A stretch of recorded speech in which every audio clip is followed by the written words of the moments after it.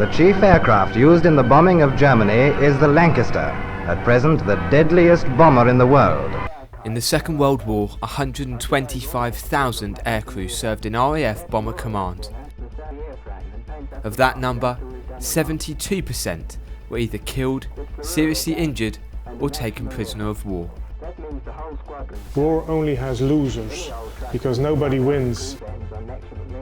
After the war, many of the men that left home did not return to tell the tale. You can't have a future without a past. Now, it is believed only a handful remain. This is the story of one such man. This is Bomber Ray, The Last Mission.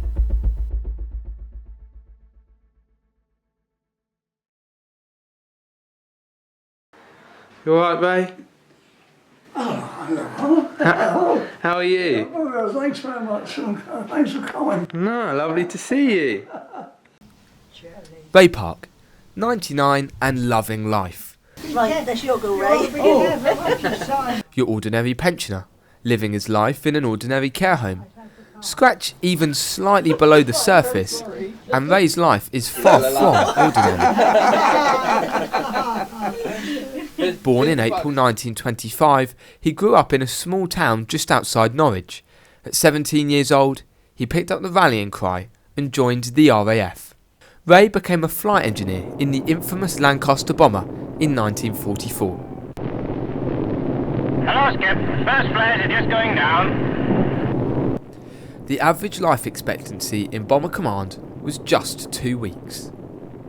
On his first tour lasting 6 months, Ray survived 40 war missions. Normally, a full tour was only 30. He flew missions over the city of Essen, the most heavily defended German city after Berlin, as well as the infamous Dresden raid. After surviving their 40th mission, Ray and his crew of 218 Squadron received acclaim in the national press. But once the war finished, Ray returned to Norfolk and settled into a relatively quiet life of legal work.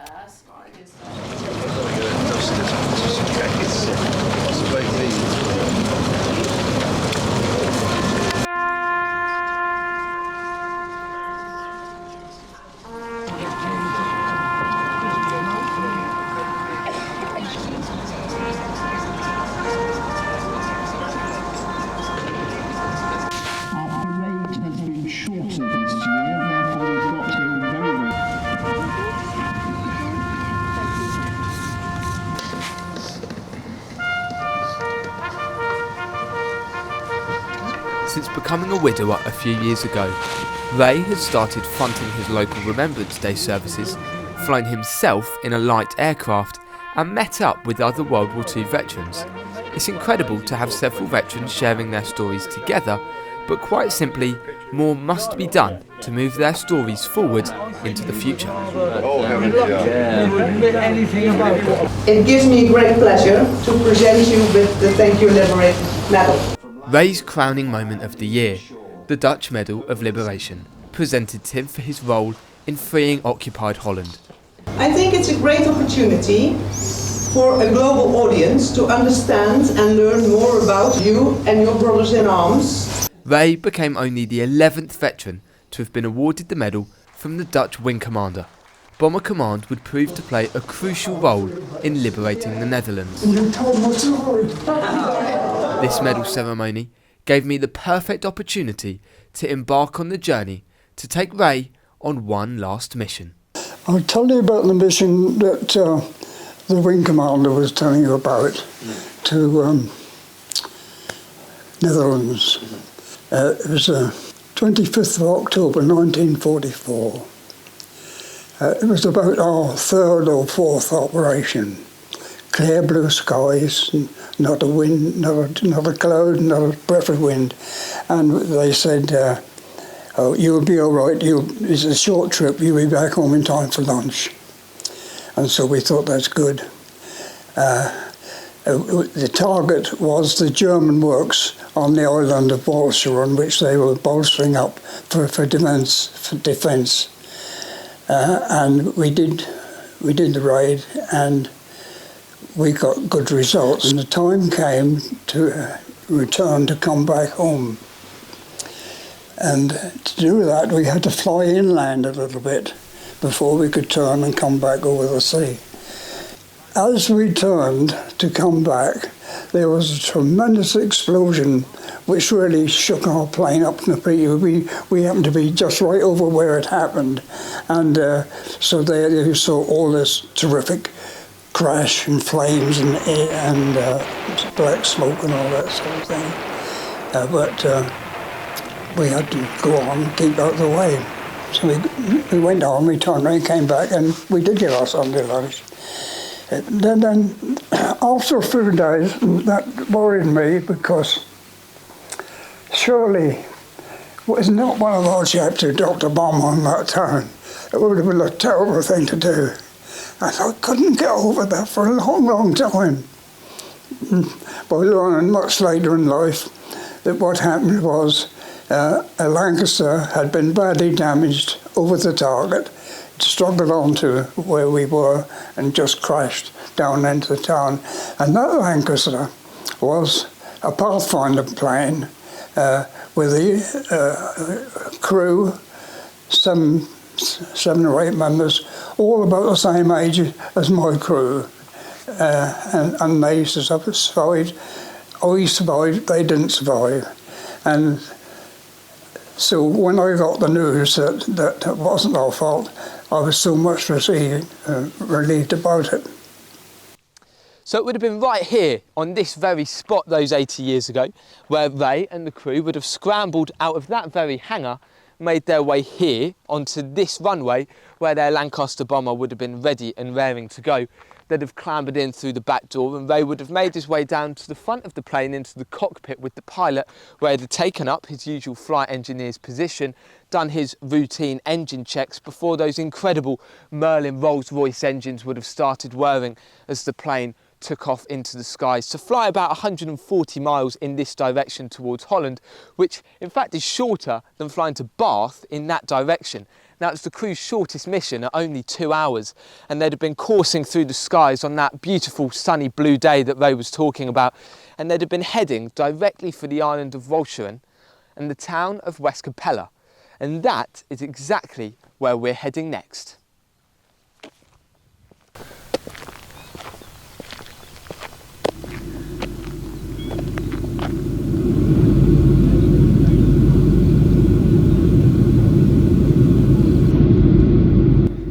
You can quite clearly see the impact of this relationship between man and plane, and it's still a vivid memory for Ray. And it now feels my duty to help complete his story for him, and finally allow him to feel at peace about what happened on this famous flight.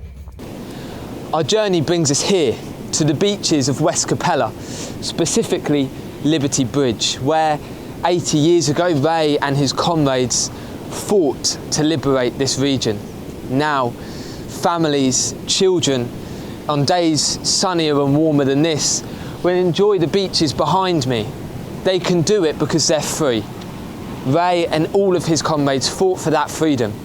And just being here, you can feel the emotion attached.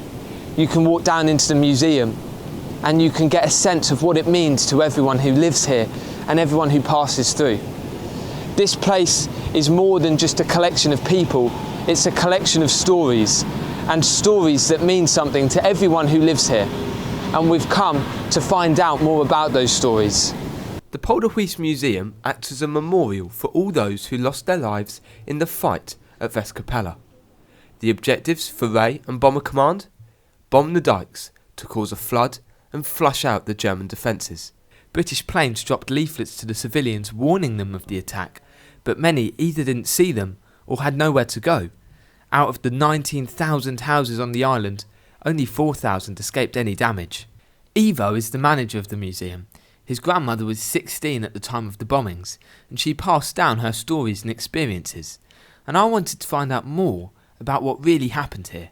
When we see this is the part where my grandma lived. She was like 16 years old. When the bombardment started on the 3rd of October, her father said to her and her brother and her sister, we have to flee, and when we flee we're going to go to the lighthouse, and the lighthouse was on the other side of the town, that's over here. He said that's going to be used as an orientation beacon for the pilots, that they know that's Westkapelle, and there we have to bomb the dike. Bombs were falling, exploding, houses were being blown up, and they fled through the main street to the lighthouse. But it was pitch black because of the dust of the bombs. I was going down because about 250 Lancasters came to bomb the dike of Westkapelle. They were in 8 waves of about 30 planes. Between the waves of the planes, the dust goes down, and that increases the visibility for the people who's fleeing. My grandma said she saw people covered in mud. The only thing she saw was the white of their eyes. But she said we had to go because they were also running for their lives. And she heard screaming, crying of people, and behind the lighthouse they went into a dry ditch and they waited until the bombardment was over. It took a couple of hours, and like I said, she was 16 years old, a little bit curious. So she said I took a peek over the edge of the ditch to see what was happening, and the roofs were being blown off the houses. Massive blocks of clay as big as an SUV went up into the air.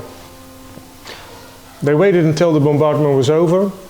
Much more inhabitants of Westkapelle came to there, and after the bombing was over, they saw animals coming, like mouses, rats, rabbits, and they were already fleeing for the water because the dike was breached, and that was also the objective: breach the dike of Westkapelle and flood the island of Walcheren. Thankfully, the majority of the Westkapelle natives evacuated the area along with Ivo's family. However, 47 people took shelter inside the local windmill when the bombing began. Tragically, only 3 people survived. Now, the foundations of the windmill were placed at the museum as a constant reminder. However, anyone you meet in Holland with any personal ties to the war owes everything to those British bombers and the forces that fought to free their homeland. If it weren't for Ray and his iconic Lancaster, there could have been no Dutch liberation. And now it is easy to be confused from hearing those first-hand accounts as to why a city and a nation who suffered heavy civilian casualties would be so grateful to those who carried out the bombardments. But really, the answer is quite simple.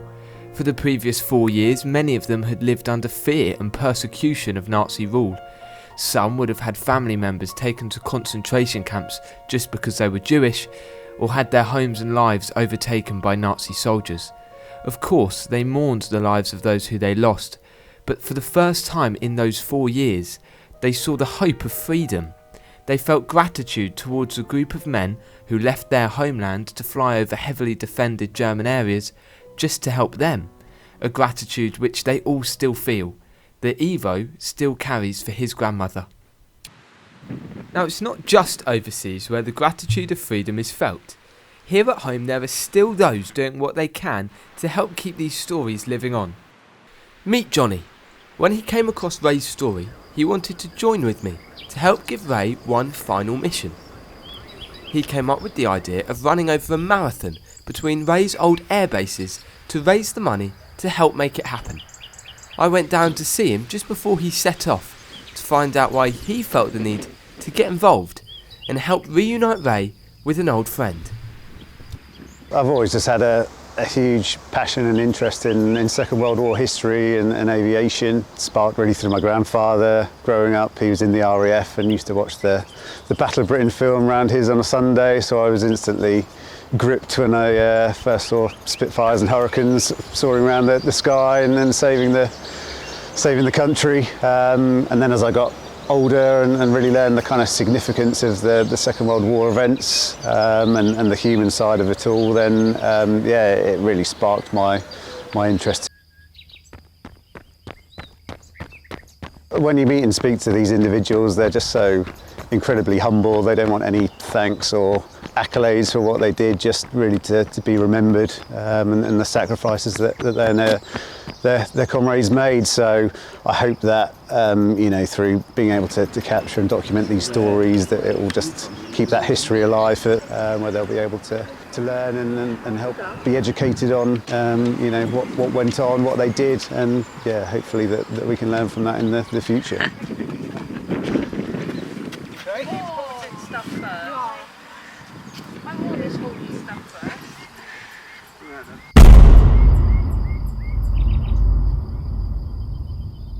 Birthday to you, happy birthday to you, happy birthday dear Ray, happy birthday to you.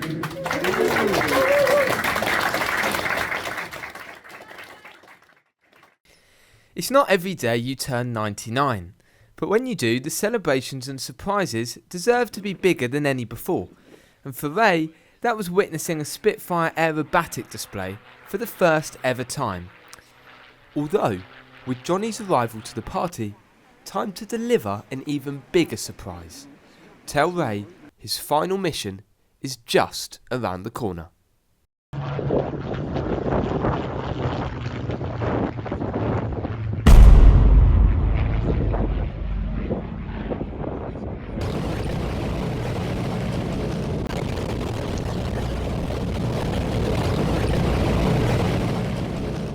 What's it like?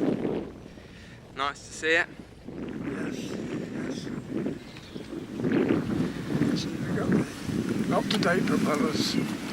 Just Jane, one of the world's last Lancaster bombers. The only one in Europe open for the public on board to taxi in. The journey of this one man had taken me far and wide to understand what happened and what those involved were going through 80 years ago. In doing this, you realise the importance of these stories and making sure they last into the future. It's an honour to meet you. Yes. These stories that touch people both near and far. That is why, before boarding for a final time, there was one more surprise for Ray. So as you know, I went to Holland a few weeks ago, and I went to a museum at West Capella. And this gentleman here is the man who owns the museum. And when I was there, he wanted to give you a personal special message of thanks. Great. For me to show you. So this is what he had to say to you. For you, if there was one message that you could give to Ray, he sees this, what would your message be to him and to his comrades that he fought alongside? Yeah, well, thank you. A big thanks for liberating our village, our country, and Europe. And the effort that they did, not knowing us and putting their life in the scale, that gives me goosebumps. And yeah, I think it's extraordinary what they did for us. Thank you so much. It's very kind of you. So it meant a lot for him to be able to say thank you to you, and because of he's so inspired by what you did, as we all are. It wasn't going to be enough for him to do it just via the computer. So he wanted to come today to say thank you to you. So he wanted to fly all the way over from Holland to come and meet you today. Oh, I say. Ray, this is an honour. It's really nice to meet you. Thank you for your kind words. Thank you for all the effort that you have done. What a day this is. It's extraordinary meeting you. I know you people over there, I really do. And that the history of my grandma and what you have witnessed come together at this day. I always remember Watson Island and Middleburg. I always remember them. Yeah. More than 40 missions. Yes. That's extraordinary. That one I remember most. Yeah? That's what it's all about. We could never understand what it meant to have to fly day after day, night after night into enemy fire. We can't imagine what it's like to live in an occupied country and have to have our freedom fought for. But that feeling of gratitude remains forever. Now, with Evo, an event fundraiser Johnny and his son Freddie alongside him, Ray is ready to become what will no doubt be the last ever World War II veteran to ride a moving Lancaster.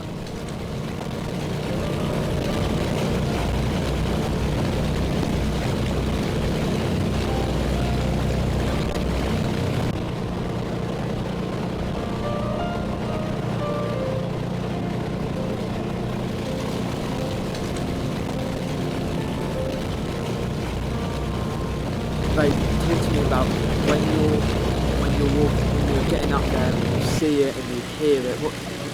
How does that feel? What does that bring back to you? Well, the roar when the engines roar, and I push up the accelerators, and I want to keep going. I want to keep going up then. Yeah. Could you? Did it take you right back Yes, to 80 years yes. ago? I said to somebody, those engines don't sound as sweet as they used to do, but that's true. Yeah. I was way back all those years. Yes, standing on where the planes are parked. And, when you see it standing there with no one round about it, and I know I've got to come with my kit and get on it and fly away. And that's what it made you think of today? Yeah. Amazing. It's been a pleasure. Thank you very much. Well, thank you. Ray's story is unique to him, but stories like his happen to every dad, granddad, great-granddad or great-grandma up and down the country. In the words of Winston Churchill, never has so much been owed to so few, and now so very few remain. So the mantle must now be picked up to bring all the untold stories back to life. As for Ray, through the people he's met along this journey, being on board with young Freddie, his story is safe for the future. For Ray, it's mission accomplished. We're down, chaps, we're down. What would you say is the key and the secret to a long and happy life? Well, my life has changed in the last 2 years that I've been here, and it's a new world for me, and I'm very happy except here now. Yeah. What is the message that you would give to people out there to keep your story, keep your comrade's story, keep the stories of your great generation going on into the future? Yeah. Talk to your parents, get the full story and remember it. What is the one thing you want to say to all the people that served with you, who came back, those who didn't come back, as one of the last standing? What was your message that you'd say to them? Well, their job and mine was to keep ourselves all alive, and we did it successfully, and as far as I'm concerned, that was all that was needed.